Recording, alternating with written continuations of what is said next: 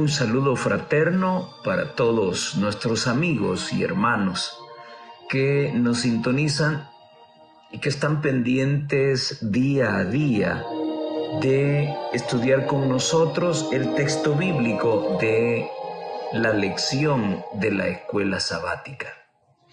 Esta semana hemos estado frente a otra lección sensacional,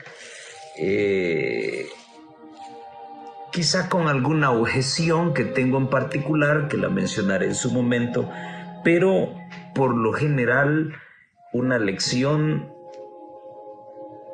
muy interesante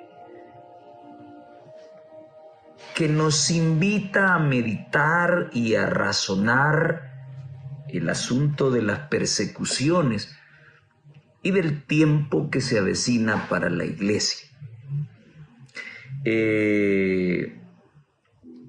La forma en que se está conduciendo la iglesia, los diferentes distractores como el fútbol, el trabajo, la adquisición de ganancias, los estudios universitarios, el iniciar un matrimonio, el conseguir una vivienda, todas estas situaciones están menoscabando la realidad que debemos enfrentar dentro de muy poco.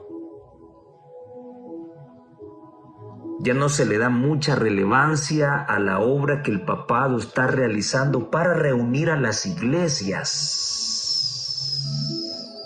Lógico, no se habla de esto, no se le pone la seriedad que se le debe poner. Sin embargo, esta lección creo que ha venido como anillo al dedo, puntual, y nos hace un recordatorio y trata de hacer quisquilleo a nuestra vida espiritual para que dejemos ya de estar haciendo tantas tonterías en nuestra vida y que dejemos de jugar a ser cristianos. Que tomemos este asunto con seriedad, porque hay un Dios que nos demanda y hay una verdad a la que nos debemos. Vamos a tener una palabra de oración. Padre que está en los cielos, Señor, qué maravilloso mensaje el que hemos recibido. Tan maravilloso es que no terminamos por entender lo que significa. Si lo entendiéramos todos, nuestra dirigencia fuera diferente, nuestros pastores fueran diferentes, nuestras vidas espirituales como líderes, como hermanos de iglesia, sería diferente. Pero cuántos distractores nos están apartando de esa realidad que necesitamos finalmente por encajar, por asimilar, porque el tiempo es corto y los espacios se van cerrando.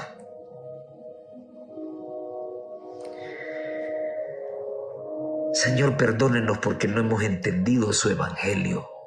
Creemos que sí. Creemos que sí.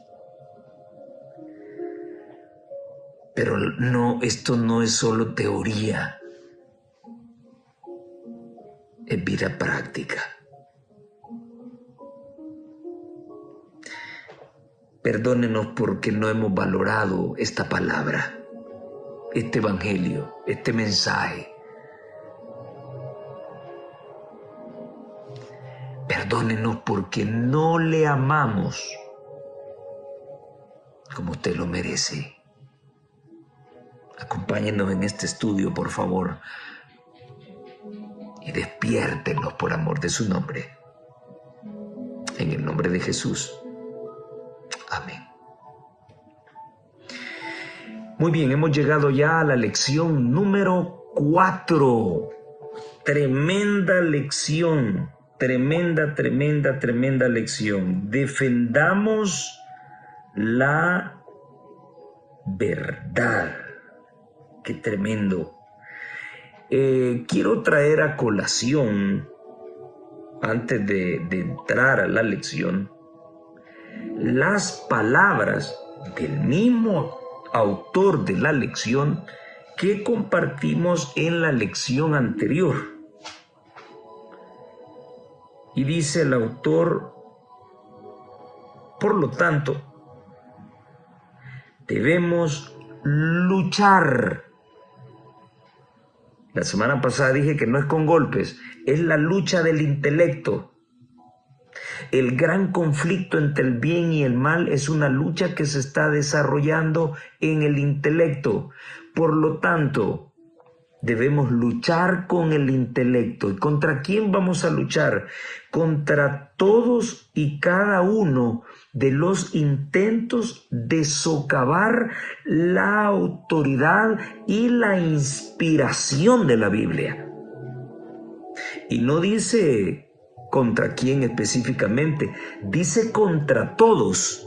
Y para mí, esto significa con aquellos que quieren socavar la autenticidad de la Biblia, llámese evangélicos, llámese católicos, llámese islam, llámese como quiera, pero también los mismos nuestros que hoy por hoy están socavando la autoridad, la inspiración de la palabra de Dios, porque hay una teología moderna, hay una alta crítica que está rebajando la veracidad y la autenticidad del texto bíblico y le está dando crédito al teólogo, a la interpretación del hombre que se ha dedicado a estudiar la teología. Craso error. Craso error. Este evangelio no fue creado por teólogos. Este evangelio fue creado en su mínima expresión con mensajes de peso para que cualquiera los pueda entender. El autor de la lección hizo la semana pasada una invitación a luchar contra todos aquellos y cada uno de aquellos que intentan socavar la autoridad y la inspiración de la Biblia. Incluso luchar contra quienes, si bien profesan un gran amor por la Biblia, ya sean los externos o los internos, la ponen en duda, aunque sea sutilmente. Lamentablemente, sobre todo, mediante las incursiones del pensamiento moderno, la teología moderna. Muchos teólogos y cristianos, evangélicos y adventistas del séptimo día, se centran tanto en el lado humano de las Escrituras que la Biblia se convierte en la palabra del hombre en lugar de la palabra de Dios. Y eso es lo que estoy viendo hoy. Y por ahí aparece el ignorante de Luis Toro diciendo: a ver, yo reto a cualquier evangélico que me muestre en la Biblia donde dice que no debo confesarme ante un sacerdote. Quieren que la Biblia diga lo que ellos dicen. Ese no es un método de interpretación. Mucha razón tiene el autor. La Biblia ya no es la palabra de Dios, es la palabra del hombre. Qué triste, qué tremendo. Así que se hace un llamado a desencadenar esa tremenda batalla, esa gran lucha contra cualquier autoridad, sea no adventista o adventista, que intente menospreciar la autoridad y la inspiración de la palabra de Dios. Lo está diciendo un adventista del séptimo día, pero no soy yo, es el autor de la lección. Ahora Conecto ese pensamiento que él compartió magistralmente con nosotros la semana pasada con el tema de esta semana. Defendamos la verdad. Ahí habló de luchar. Y luchar es defender principios, propósitos, intereses. Juan 3, 14, 15 registra las palabras de Jesús a Nicodemo. Como Moisés levantó la serpiente en el desierto, así es necesario que el Hijo del Hombre sea levantado para que todo aquel que crea en él no se pierda, sino que tenga vida eterna. Antes de leerles lo que Elena de White piensa sobre esta hermosa cita, que se cumplió al 100% porque son palabras de Jesús, hay algo que no me cabe y que no entiendo en la lección del sábado. Me imagino que el autor quiso poner un tramo en la historia de Policarpo, un obispo católico, por cierto, que habla acá que sus 86 años él se negó, y aquí el autor ha puesto que en aquel entonces se adoraba a los dioses romanos, no solamente a los dioses romanos, sino que también al emperador. Y este obispo, Policarpo, cayó en manos en el año 155 del emperador Antonino Pío, que le pidió que le rindiera adoración, y este obispo rehusó hacerlo, diciendo que 86 años le había servido a Cristo, que nunca le había hecho ningún mal en ese tiempo. Así que, ¿cómo puedo hablar mal de mi rey que me salvó?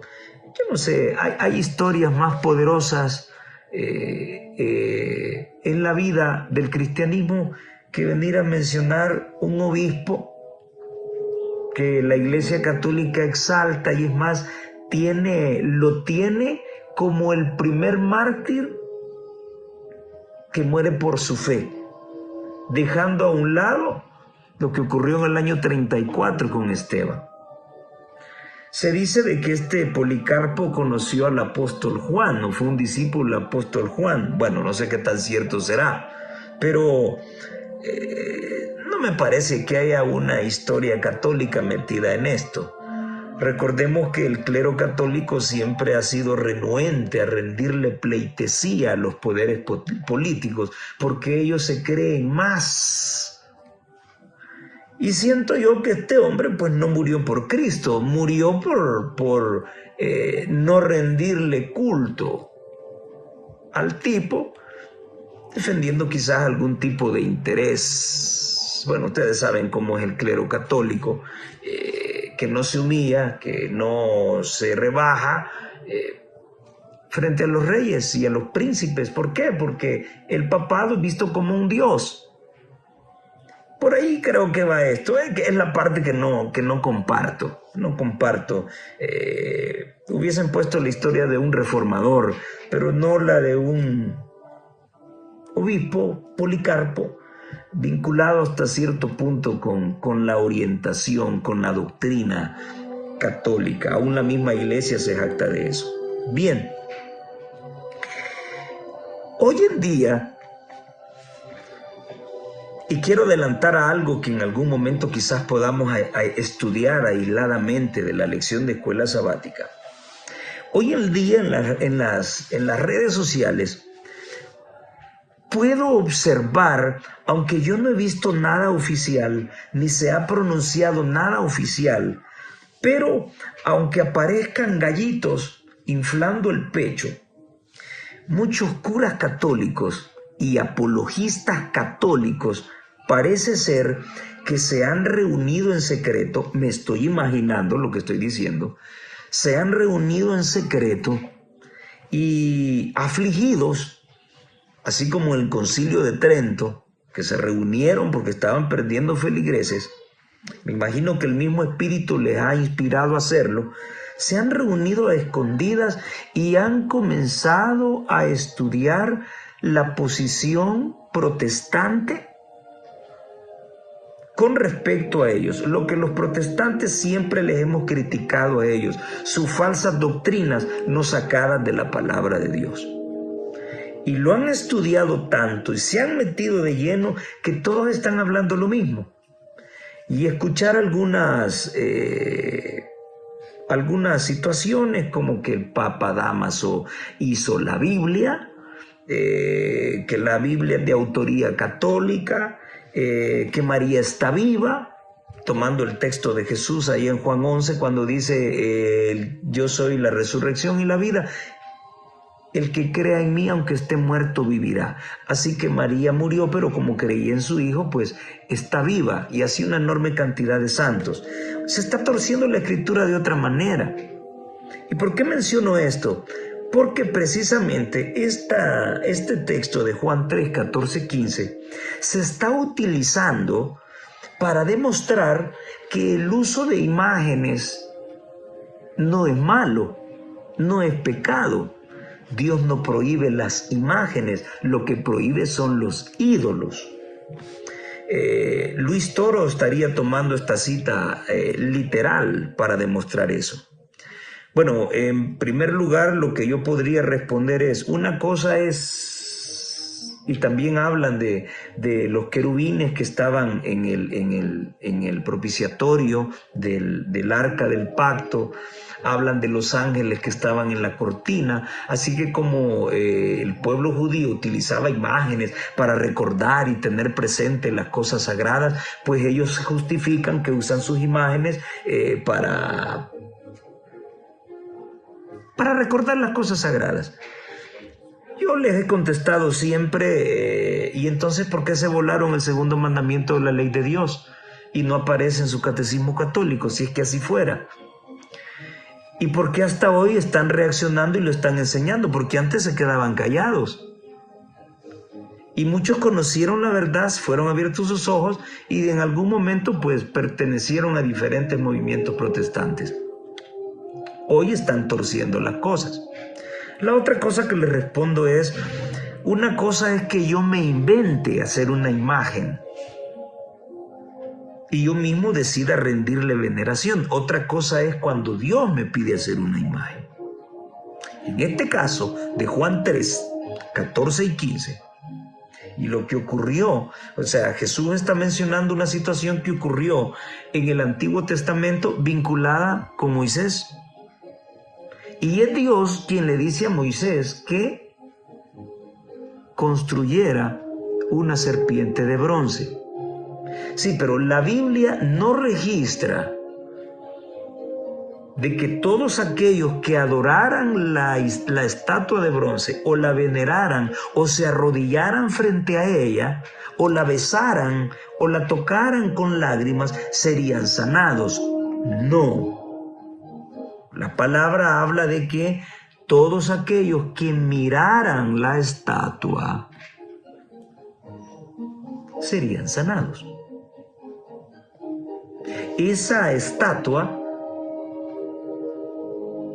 representaba a Jesús, que así como fue levantada esa serpiente para que todos aquellos que la vieran fueran sanos y ya no murieran por el veneno de la serpiente que los había mordido, así era necesario que el Hijo de Dios fuese levantado y atrajese la mirada de todos a Él para que encontraran salvación todos aquellos que creyeran en Él. Ese era el mensaje. El mensaje no era la imagen. El mensaje era la representación de esa imagen que señalaba a Cristo. Bueno, hoy podrían ellos decir, bueno, esta escultura me ayuda y me señala a Jesús, sí, pero no hay por qué besarla, no hay por qué arrodillarse delante de ella. Muy bien, con respecto a esto, la mensajera de Dios menciona en el comentario adventista del séptimo día, página 1130, la serpiente de bronce fue levantada, ojo, en el desierto, para que pudieran ser curados los que miraban con fe.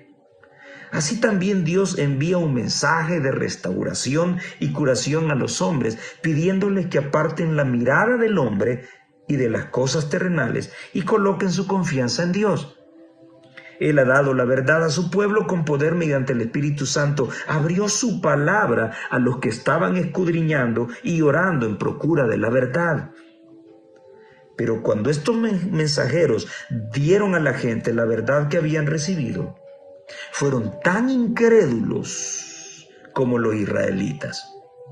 Muchos se quedan cavilosos ante la verdad que les ha sido llevada por humildes mensajeros. Muy bien, es lo que pasa en el mundo católico. Ahora la gente está creyendo en las interpretaciones torcidas de textos que se explican solos. Ellos los tergiversan y los hacen encajar a la fuerza para seguir engañando a sus feligreses. Y eso está completamente comprobado. Y yo les escribo, ¿y por qué no hablan nada del cuerno pequeño? Solo hablan de la gran ramera. Y tratan de justificar de que no se refiere a la Iglesia Católica y que el Vaticano no está construido sobre 7 montes. Y yo les escribo, no se pasen por encima la historia. No nieguen la historia. Y por ahí sale un curita refiriendo a Internet. Y no, que no es Internet. Son los libros fidedignos de historia. Hablemos de Herodoto, hablemos de Claudio Josefo. Pero el Internet, sin el Internet cualquiera puede escribir cualquier cosa.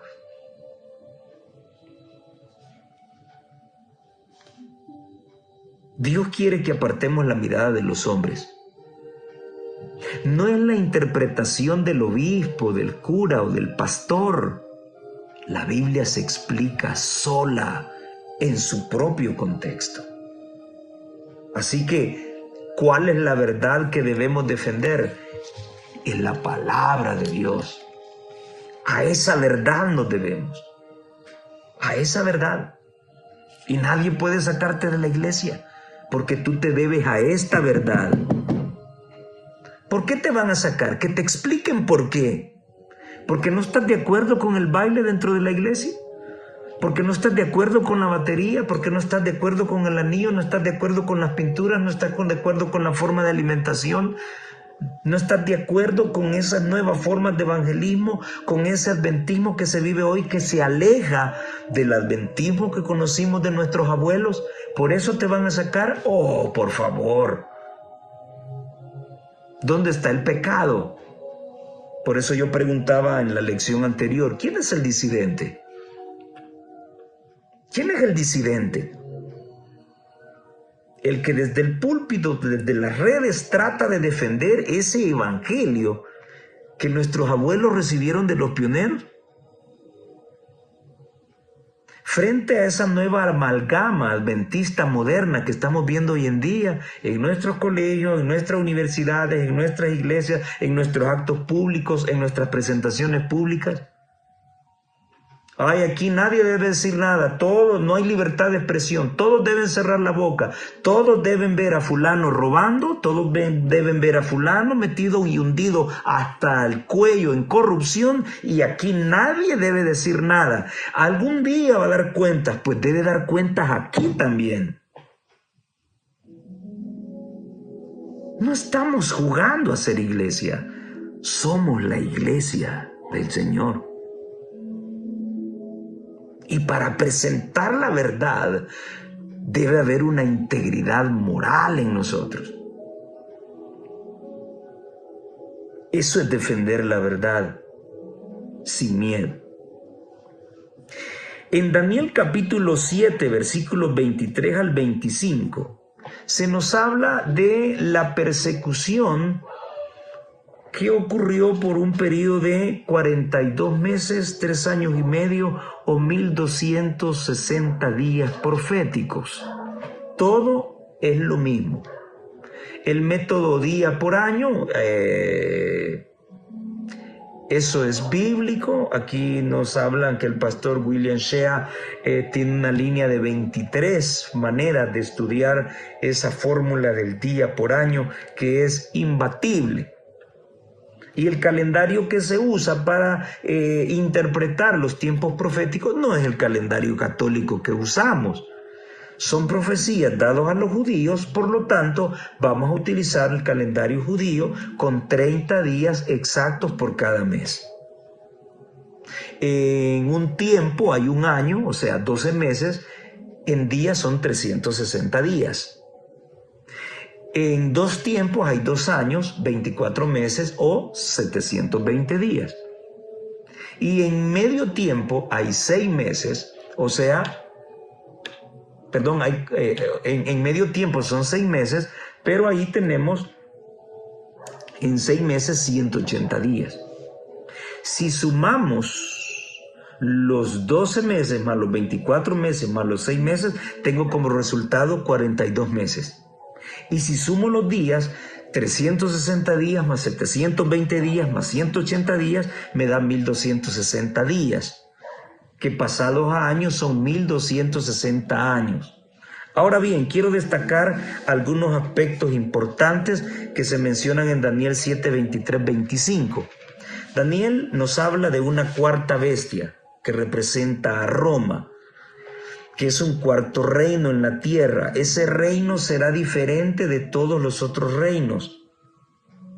O sea, será más rústico, más poderoso, y hasta el día de hoy las raíces de Roma todavía nos alcanzan. Hay muchas estatuas en diferentes partes del mundo, igual que Roma. Hay una materia que los estudiantes de Derecho estudian, Derecho Romano, 1, 2, 3, 4, no sé cuántas son. Esta gente fundó una nación, pero poderosa, cuyas raíces se influencian al mundo hasta el día de hoy. Y no solamente fue la cuestión política, la manera de juzgar, la manera de regir una nación, sino que también su religión ha contaminado a todas las naciones de la tierra. Y la gran ramera de Apocalipsis se hace llamar Iglesia Católica, Apostólica y Romana. Hoy por ahí escuché un corita que decía que romanos no son. La sede está en Roma, pero romanos no son. ¡Ah! Denme otro dulce, pero ese no me lo como. Ahora, el dragón representa a Satanás, pero también está representado por todas aquellas instituciones, naciones, individuos que Satanás utilizó para instigar al pueblo de Dios. Ahora, quiero volver a mencionar que la mujer de Apocalipsis 12 no es María, no lo es. Ya la Biblia latinoamericana y las versiones más modernas del catolicismo romano enseñan que la mujer de Apocalipsis 12 es María, porque está embarazada, porque tiene las 12 estrellas que representan a los 12 apóstoles, y qué triste ver a curitas decir que estudian tantos años y mucho más que un pastor cuando algo tan sencillo no lo pueden interpretar.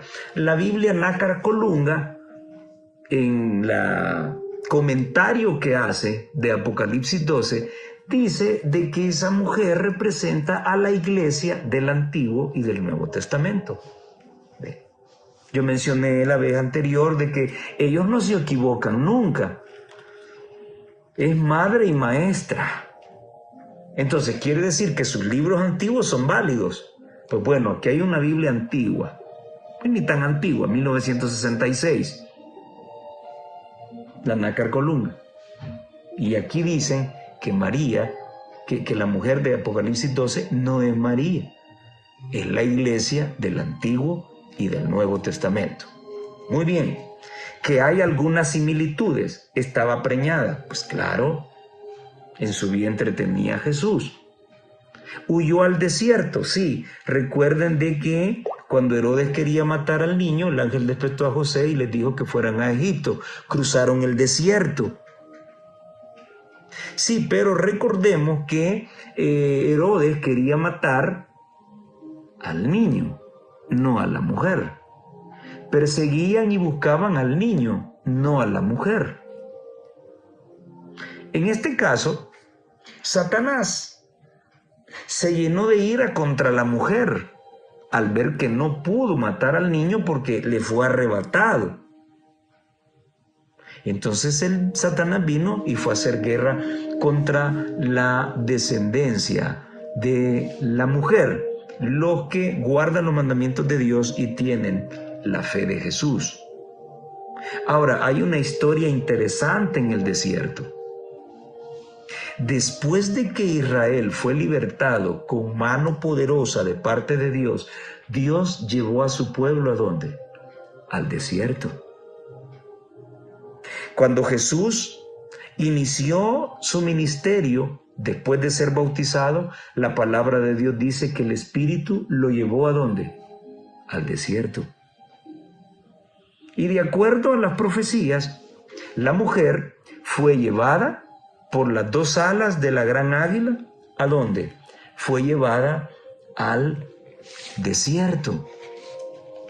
Y esas dos grandes alas de águila que le fueron dadas a la mujer para que fuera al desierto, ¿de quién eran?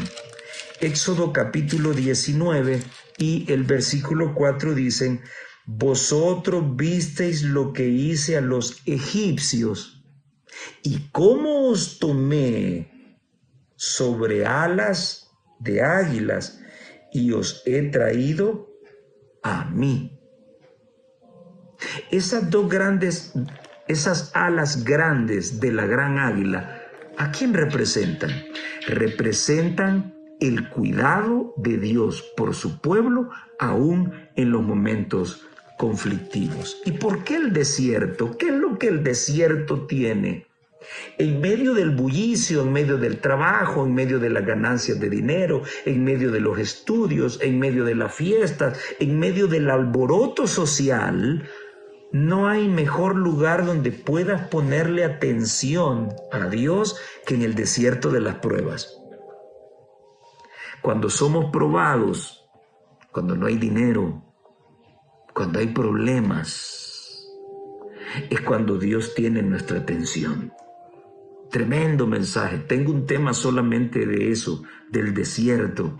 Israel fue llevado al desierto, Jesús fue llevado al desierto y la iglesia fue llevada al desierto y será llevada nuevamente al desierto. La pregunta es, ¿estás preparado para eso? Bueno, ojalá que sí. Bien, entonces el autor comienza en el día domingo hablando de los 1260 años de dominio papal. ¿Cómo se le llamó a eso? Invéntense y tuerzan todos los textos que quieran, pero por favor, hablemos de historia. Hablemos de la profecía. La profecía señalaba un dominio de 1260 años, en donde el papado haría lo que quisiera. El cuerno pequeño hizo lo que quiso. ¿Cuándo inició ese periodo? Bueno, yo quisiera pensar que ahí el autor tuvo un error de dedo. No quiero ser bocón en decir que se nos está instruyendo de otra manera. No. Quisiera pensar en un error de dedo, porque yo siempre he enseñado que en medio de los 10 cuernos del Imperio Romano salió un cuerno más hermoso, con ojos y boca, que al salir derrotó o derribó a 3 cuernos. Este servidor siempre ha enseñado, apoyado en varios libros nuestros, que los érulos, los vándalos y los ostrogodos fueron esos 3 cuernos. Pero en la lección del domingo el autor menciona a los vándalos, a los ostrogodos, pero no menciona a los érulos, menciona a los visigodos. Ahí fue un error que yo encontré. Quisiera pensar que fue de dedo. En el año 493, bajo el comando de Odoacro, los érulos fueron vencidos por las fuerzas aliadas del Vaticano. Los vándalos fueron derrotados en el 534 al comando de Célimer. Y los ostrogodos finalmente, bajo la dirección de Teodorico, fueron destruidos en el año 538, que fue donde el papado, fue el año donde el papado ya no tuvo ningún impedimento que le pusieran para poder ejercer su poder. Del año 1538, usted le suma 1260 años, ese periodo nos lleva al año de 1798, que fue cuando se cumplieron los 1260 años de dominio papal, así como la profecía lo había establecido. ¿Y qué fue lo que ocurrió? El general Alexander Berthier, de las fuerzas de Napoleón Bonaparte, pusieron preso al Papa y murió en el exilio. Los Estados Vaticanos fueron confiscados. Y bueno, lo demás de la historia ustedes lo conocen. La Apocalipsis 13 decía que la herida sería sanada. Habla de la sanidad de la herida. También lo menciona Daniel. Y en febrero, la herida mortal la recibió en febrero del 1798. Y en febrero de 1929, Benito Mussolini, al subir al poder, regresó las tierras y parte del poder nuevamente al papado romano. El Vaticano siempre existió, nunca dejó de existir, siempre existió, pero delimitado en su zona. No se le permitió, después del golpe que le dio Francia, no se le permitió extender sus dominios. Pero a partir de 1929 las cosas comenzaron a cambiar por el famoso Tratado de Letrán de ese año. Hasta una basílica hay que recuerda ese evento. Muy bien, esto es un poco de historia para recordar que la Iglesia romana tuvo dominio de la tierra y mató y persiguió a todos aquellos que tenían este libro. Pregunta, señores, ¿y por qué ahora ustedes se jactan diciendo de que un papa llamado Dámaso I fue el encargado de hacer la Biblia? Como dije la vez pasada, quizás la tradujo, pero la Biblia es de autoría hebrea. Fue el legado hebreo al mundo. ¿Por qué ahora se jactan de que fue un papa católico el que hizo la Biblia, cuando ustedes mismos se encargaron de esconderle este libro a la gente y matar, perseguir, llevar a la hoguera, al potro, al calabozo, a todos aquellos que la leían? No sean hipócritas, por favor. No se salten la historia. Eso es lo malo de creer solo en la tradición. Ustedes pueden inventarse y decir lo que quieren, pero la historia dice otra cosa. Y luego hablan de la pugna que hubo en Inglaterra entre el Papa y Enrique, no recuerdo el nombre de este rey. El tipo quería volverse a casar, pero estaba casado. Él quería divorciarse y quería que el Papa lo casara, y entonces el Papa se negó a hacerlo, y entonces hubo una pugna ahí, y a los católicos utilizan eso para justificar de que las persecuciones de la Biblia se cumplieron cuando los ingleses comenzaron a perseguir a católicos y mataron a un montón de católicos. Sí, pero esa no es la profecía de la que habla la palabra de Dios. Porque el catolicismo romano, a través de la Inquisición romana, mató mucho más millones de cristianos que los que pudieron darse en esa pugna entre el rey de Inglaterra y el Papa en boga en ese tiempo. La palabra de Dios en el libro de Apocalipsis dice de que la mujer iba ebria con la sangre de los santos y de los mártires de Jesús. Pero no fueron, los santos no son esos frailecillos y curitas y monjitas que murieron en Inglaterra perseguidos por las fuerzas del rey. No, se refiere a la gente que ustedes persiguieron. Tenían un tribunal oficial llamado Tribunal del Santo Oficio. hoy llamado Congregación para la Defensa de la Doctrina y la Fe. Eso es historia. Sí, cualquiera se puede parar frente a una cámara y hablar tonterías. Sí, pero esas tonterías están respaldadas por lo que dice la historia. ¿Cómo fueron los hechos? Y también hay que analizar qué fuente estoy consultando. Pero voy a citar a Google o voy a citar Internet. Bueno, habría que ver qué página de Internet estoy citando. Así que este es el panorama de que a pesar de la persecución infligida por la Iglesia romana, la Iglesia católica, apostólica y romana, a todos aquellos que leían la palabra de Dios y que estaban en contra de la tradición católica, fueron perseguidos y fueron muertos. La gente al leer este libro, sus ojos fueron abiertos. Y como muchos lo han dicho, muchos de ellos lo han dicho, discúlpenme, pero Martín Lutero no fue nuestro fundador. Martín Lutero no fue el primer protestante, habían otros atrás, y la lección habla de uno en esta semana que para mí es mi favorito, John Wycliffe. Ya vamos a hablar de él en unos minutos. Lo importante es que la profecía se cumplió. El papado romano derribó a esos tres cuernos y al derribar al último en el año 538 inició su periodo de hegemonía. Muchos hombres decidieron dar su vida por amor del Evangelio.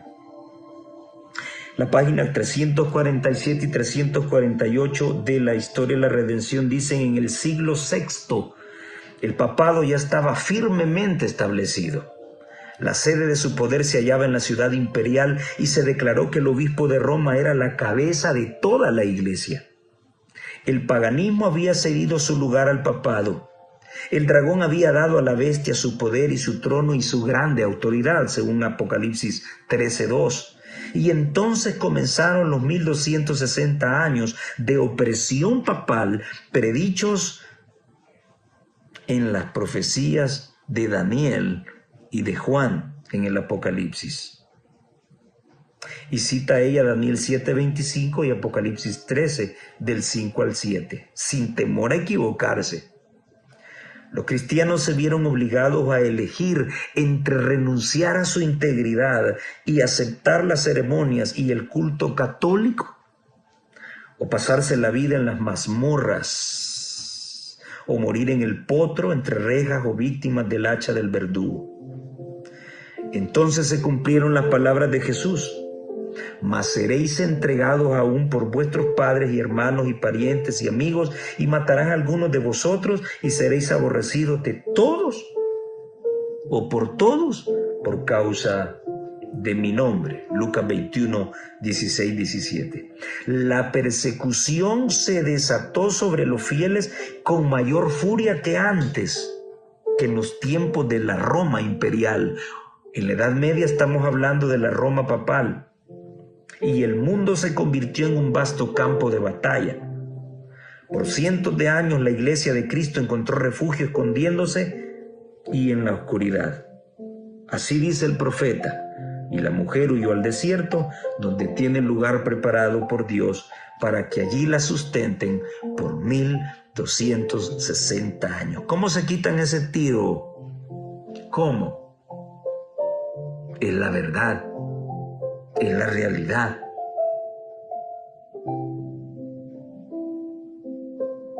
Juan Pablo II y Francisco pidieron perdón, aunque aparece un tipo ahí diciendo que Francisco pidió perdón al mundo por las atrocidades de la Inquisición, pero lo hizo en un tono vitoresco, porque la persecución benefició al mundo. Es lo que dijo ese laico católico. Bien. A pesar de esa hecatombe en ese tiempo, a pesar de ese tiempo de ignorancia conocido no solo como la Edad Media, y esto lo dice la historia, señores católicos. Se le llamó la Edad Oscura o el oscurantismo. Solo era válido lo que la Iglesia decía, lo que la Iglesia Católica Romana decía. Cayeron las ciencias, cayeron las artes, cayó la literatura, todo se vino abajo, fue una época oscura. Y a raíz de esa influencia satánica, la religión y la ciencia se separaron. Y aquí entra en juego Galileo Galilei, Nicolás Copérnico, Ptolomeo, donde Galileo Galilei enseñaba de que era el sol el que giraba, era la tierra la que giraba alrededor del sol. La Iglesia Católica lo enseñaba al revés. Era el sol el que giraba alrededor de la tierra. Ahora, ese modelo heliocéntrico inventado por los científicos del Vaticano resultó ser una vil mentira.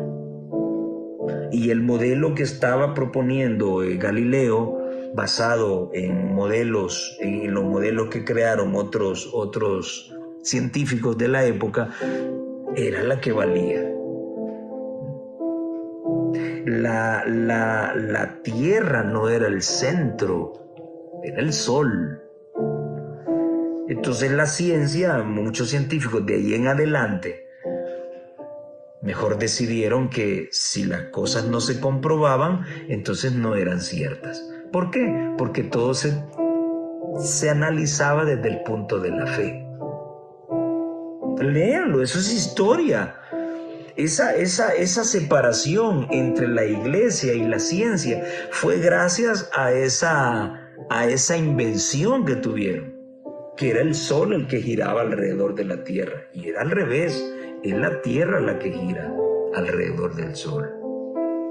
Errores como eso y muchos más se metieron en la Edad Media. Las misas se daban en latín para que nadie entendiese las escrituras y se aprovecharon a meter muchos dogmas y muchas cuestiones que vinieron del paganismo. El culto católico se fundamenta en la adoración y veneración de una mujer. El centro del culto católico es María, no es Dios.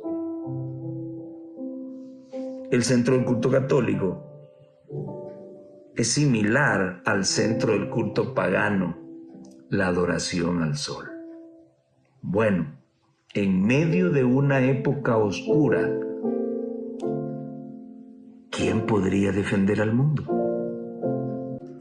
Y entonces entramos a la parte central, medular del estudio de esta semana. La luz vence a las tinieblas. Qué interesante, queridos hermanos, lo que menciona Judas, el capítulo 1 y los versículos 3 y 4. Es tan interesante que tiene una aplicación moderna y actual que muchos no quieren creer. Con toda autoridad y conocimiento de causa puedo decir que el protestantismo derrotó al catolicismo romano. Ellos se jactan de que a la larga fueron curas católicos. Pues bueno, la disidencia, como ellos podrían llamarle, tenía que salir de dentro. Todo movimiento disidente o contrario a una doctrina o a una corriente filosófica sale de adentro. Eran curas católicos, pero conocieron la verdad cuando descubrieron la palabra de Dios. Judas 1, 3 y 4 dicen lo siguiente: amados, por la gran solicitud que tenía de escribiros acerca de nuestra común salvación, me ha sido necesario, oigan muy bien, escribiros exhortándoos que contendáis ardientemente por la fe que ha sido una vez dada a los santos. La lección dice cuál es la advertencia aquí y cómo se aplicó a la iglesia cristiana posterior. Muy bien, pero un momento. Aquí no solo hay una advertencia, hay una exhortación. ¿Y cuál es la exhortación? Me ha sido necesario escribiros exhortándoos que contendáis ardientemente por la fe que ha sido una vez dada a los santos. ¿Acaso no es lo mismo que escribió y nos dijo el autor de la lección la semana pasada?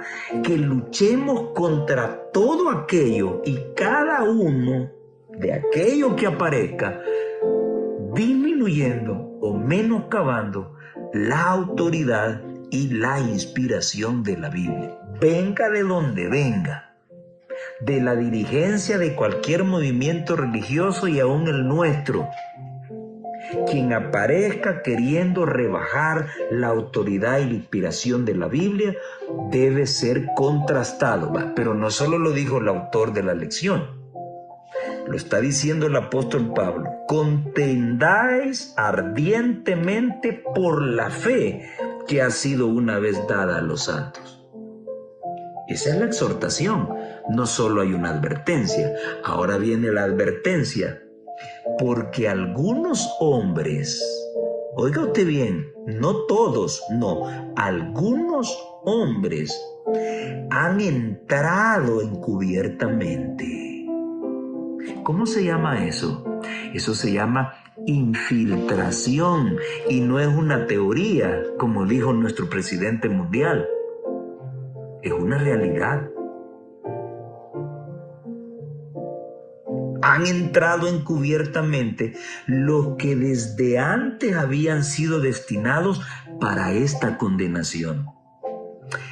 Esos infiltrados son hombres impíos que tienen la doctrina de los nicolaitas. ¿Y cuál es? Convierten en libertinaje la palabra de Dios. Y nosotros ya estamos cayendo en eso. Convierten en libertinaje la gracia de nuestro Dios y niegan a Dios, el único soberano, y a nuestro Señor Jesucristo. Pero si usted acusa a un movimiento religioso de eso, pero si ellos hablan de Dios y promueven el amor a Jesucristo. No, es que no se refiere a eso. Usted puede cumplir las normas. Usted puede cumplir las formas también de la religión.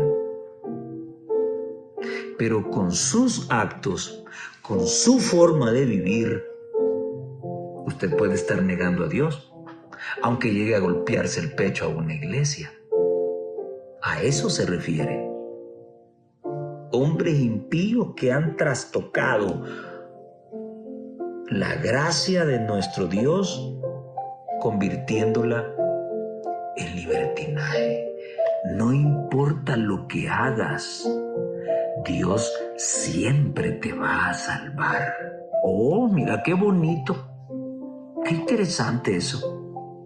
¿A quién no le va a gustar que le digan eso? Que bebiendo, prostituyéndose, siendo promiscuo, siendo ladrón, siendo asesino, siempre va a alcanzar el reino de los cielos. Yo mismo me iría para esa iglesia. Con sus actos niegan a Dios y a nuestro Señor Jesucristo. Dicen ser una iglesia, pero pisotearon la ley de Dios. Entonces lo negaron.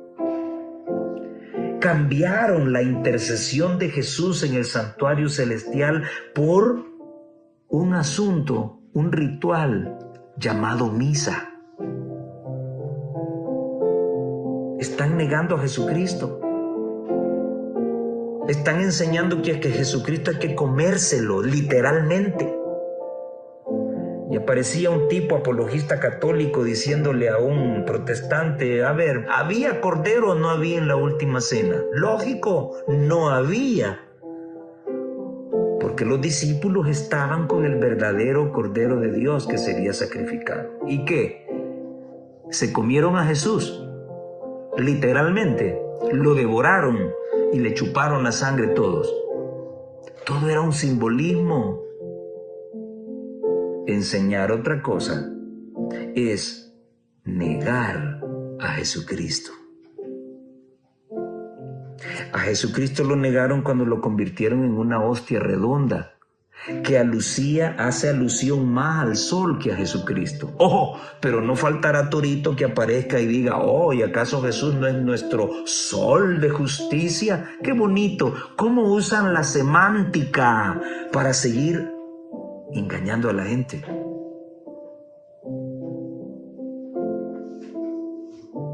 Y lo que yo siempre les he dicho es, ¿por qué no hablan de ese 90 y pico % de homosexuales que existen en la curia romana? ¿Por qué no dicen nada de esto? ¿Los apóstoles practicaban el celibato? ¿Los apóstoles eran homosexuales? ¿Los apóstoles eran pederastas? Bueno, habría que ver qué se inventan. Hombres entrarían encubiertamente. Y cuando tú te escondes, es porque lo que vas a hacer no es bueno. Lleva malas intenciones. Ahora hubo algo que me llamó la atención cuando llegué a esta lección del día lunes. ¿Cuál es la promesa o la recompensa que se da a todos aquellos que tengan una fe inquebrantable y estén dispuestos a morir por Cristo? Pues no, Apocalipsis 2:10 dice que debes ser fiel hasta la muerte y Él te dará la corona de la vida eterna. ¡Qué interesante! ¿Recuerdan ustedes en Mateo 19:16 cuando llegó aquel joven y le dijo a Jesús, Maestro bueno, ¿qué debo hacer para obtener la vida eterna? ¿Y qué le dijo Jesús? ¿Guarda los mandamientos? Quiere decir que para heredar la vida eterna, no la salvación de limpieza de pecados, estoy hablando de la salvación de quedarme en este mundo y quemarme con este mundo. Esa es otra cosa. Para heredar la vida eterna necesito guardar los mandamientos de Dios y mostrar una fe inquebrantable a Dios y estar dispuesto a morir por Dios, así como Él estuvo dispuesto a enviar a su Hijo a morir por mí. Los que lo logren tendrán la corona de la vida eterna. ¿Qué te anima? Dice el autor al final de la lección del lunes. ¿Qué te anima en tiempos difíciles? ¿Qué te asusta? A muchos no les gusta la profecía porque les da miedo esta parte. Les da miedo morir por Jesús. Nadie quiere morirse. El tema de la muerte puede dar miedo. Pero Jesús les dijo, no se preocupen. Si yo he vencido la muerte, ustedes van a vivir también. Hermanos, llegará un momento en que vamos a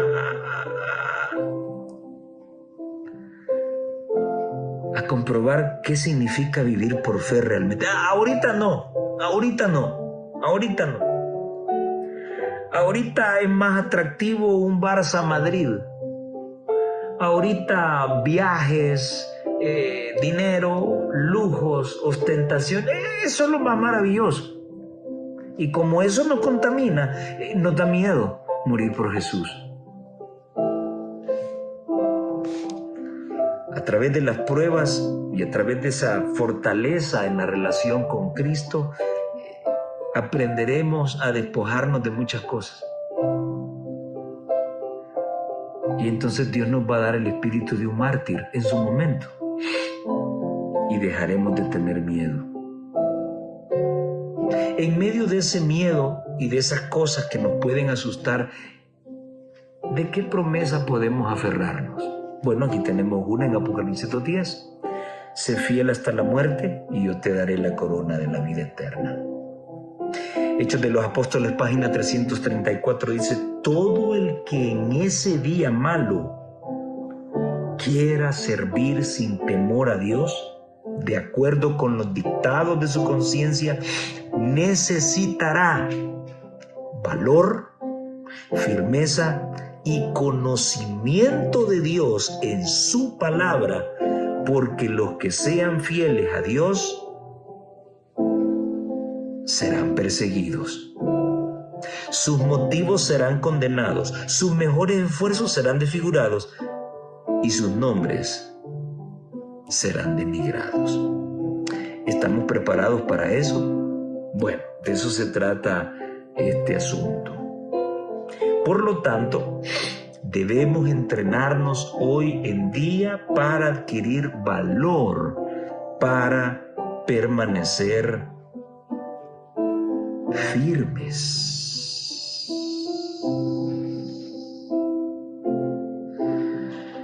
Hechos 5, 28 al 32. ¿No os mandamos estrictamente que no enseñaseis en ese nombre?, decían los judíos.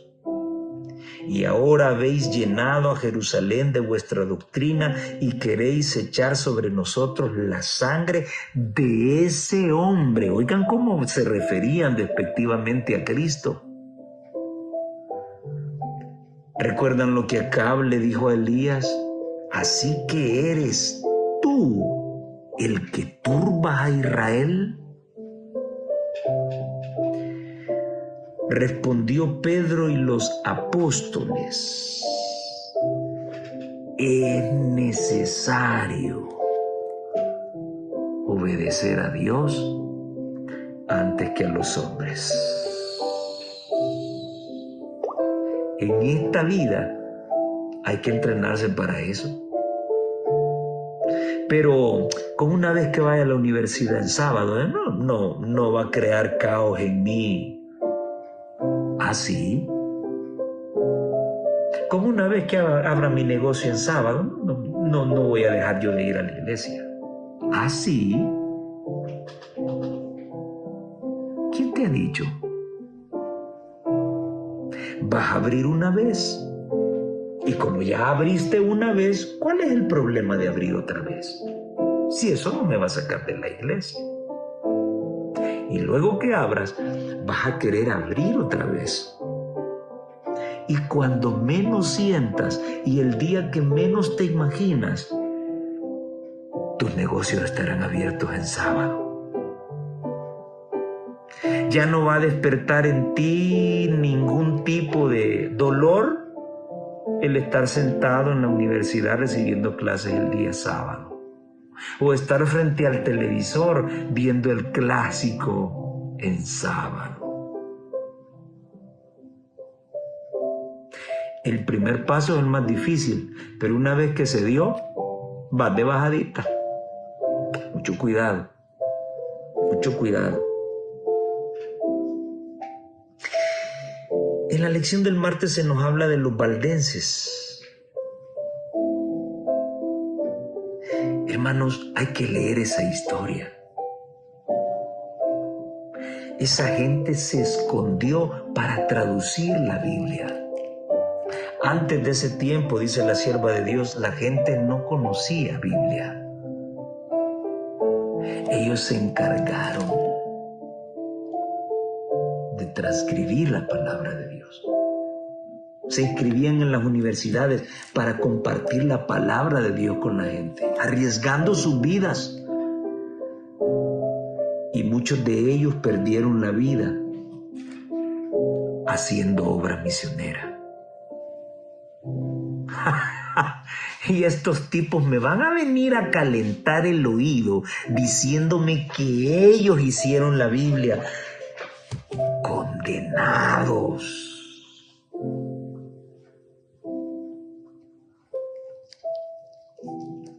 ¿Cuánto costó para que este libro esté en tus manos.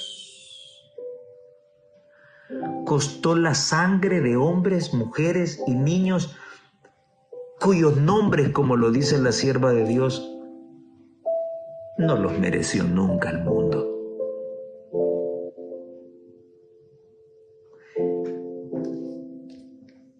Y ahora ni la leemos. Nos conformamos ahí con un poquito, un ratito, porque todo el tiempo andamos precisos. Lógico, lo que no cuesta no se valora. Eso somos. Eso somos. Por lo menos eso soy yo, no sé tú. Eso somos. En este libro hay historia y hay sangre. No podemos verlo despectivamente. Los que morían por este libro daban testimonio a la gente y la gente decía, ¿qué es lo que ese libro negro tiene para que estos mueran? Y ya lo abrían, conocían la luz.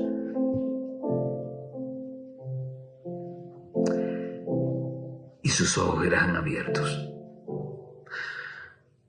Esa gente tenía una absoluta lealtad a Dios y una absoluta obediencia a las Escrituras.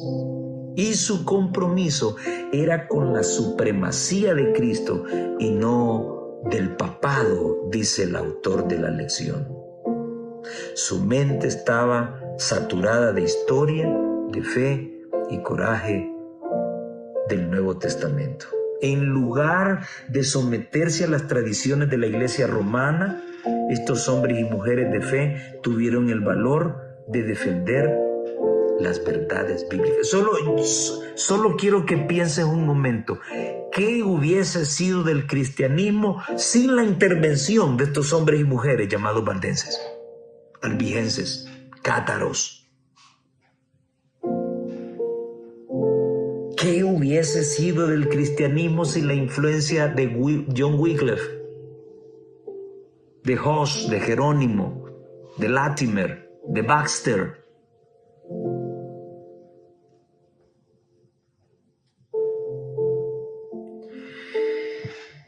Y en la lección del miércoles se habla del lucero de la Reforma. Para mi gusto, John Wycliffe es mi reformador favorito. ¿Por qué? Era un intelectual, era un erudito. No era chicha ni limonada, no, era un erudito con una educación exquisita.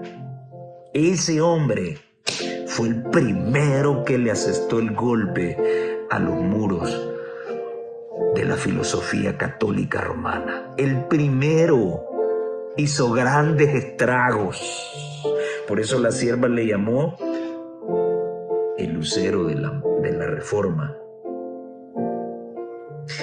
El carácter de Wycliffe es un testimonio del poder educador y transformador de las Sagradas Escrituras, escribió ella en El conflicto de los siglos. A la Biblia debió todo lo que fue él. El esfuerzo hecho para comprender las grandes verdades de la revelación imparte lozanía y vigor a todas las facultades. Expande la mente, aguza las percepciones y madura el juicio. El estudio de la Biblia ennoblecerá como ningún otro estudio el pensamiento, los sentimientos y las aspiraciones. Da constancia en los propósitos, paciencia, valor y perseverancia. Refina el carácter y santifica el alma. Un estudio serio y reverente de las Escrituras, al poner la mente de quienes se dedicaran a él en contacto directo con la mente del Todopoderoso, daría al mundo hombres de intelecto más robusto y más activo, como también de principios más nobles que los que pueden resultar de la más hábil enseñanza en la filosofía humana. John Wycliffe, un doctor, no médico, un doctor en teología, un hombre académico, que se rebeló frente a Roma cuando descubrió la palabra de Dios. Surgió en Inglaterra en el siglo XIV. Ella le llama la estrella matutina de la Reforma. John Wycliffe fue el heraldo de la Reforma, no solo para Inglaterra, sino para toda la cristiandad. Tremendo eso. La mayor obra de su vida fue la traducción de las Escrituras al idioma inglés. Esa fue la primera traducción completa de la Biblia en ese idioma que se haya hecho jamás. La gente de Inglaterra recibió la Biblia en su propio idioma. De ese modo, la luz de la palabra de Dios comenzó a proyectar sus brillantes rayos en medio de las tinieblas. Una mano divina estaba preparando el camino para la gran reforma. Dar el primer paso es difícil. Una vez que se da, no hay problema. Wycliffe fue el primero en golpear el orgullo romano, católico, apostólico. Bueno, de apostólico no tiene nada. Y luego vinieron los demás, que fueron animados por la misma esperanza. Porque yo vivo, ustedes también vivirán. La fuerza de Cristo les bastaba para las mayores pruebas de la vida. Incluso, dice el autor, hallaban gozo en participar de los sufrimientos de Cristo. Y su fidelidad era un poderoso testimonio para el mundo.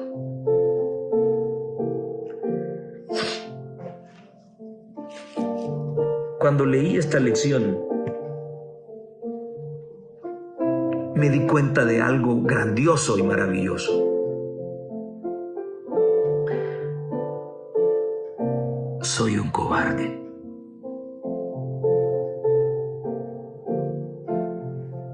No pude llegar a otra conclusión. Usted, hermano, usted que tiene campañas, usted que predica, usted que trata de razonar y decir las cosas como son sí, soy un cobarde. Es que nadie puede decir estoy bien o soy mejor que fulano, que este. No puedes competir contra estos hombres y mujeres. Fueron maravillosos.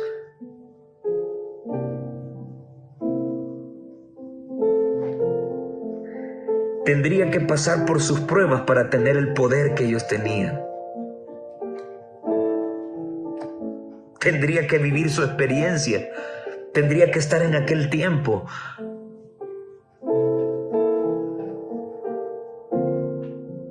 Esta gente no eran cristianos. Eran gladiadores. El gladiador está preparado para pelear contra 100, él solo. Y entre cada vez más estudio la historia personal de cada uno, llego a la misma conclusión. Soy un cobarde. No sé qué conclusiones sacarás tú. Lo único que puedo decirte es que el tiempo se acaba y hay cambios que hacer por amor de Cristo y por amor de su evangelio.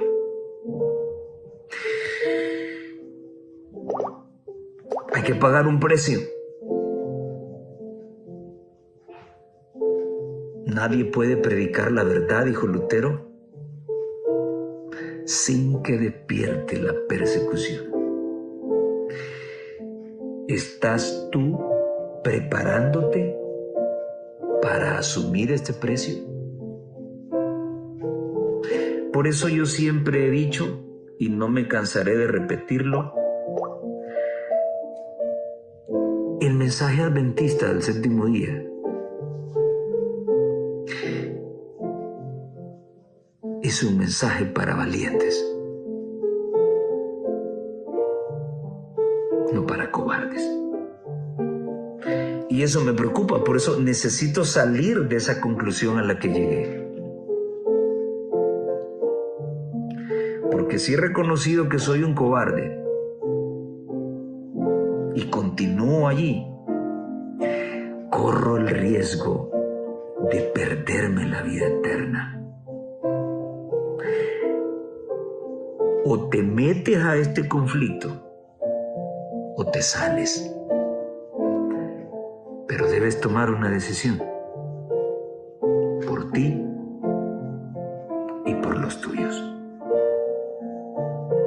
Ora mucho y ojalá que con la ayuda del Espíritu Santo puedas tomar la decisión correcta. El Señor te bendiga en gran manera. Nos vemos en la próxima.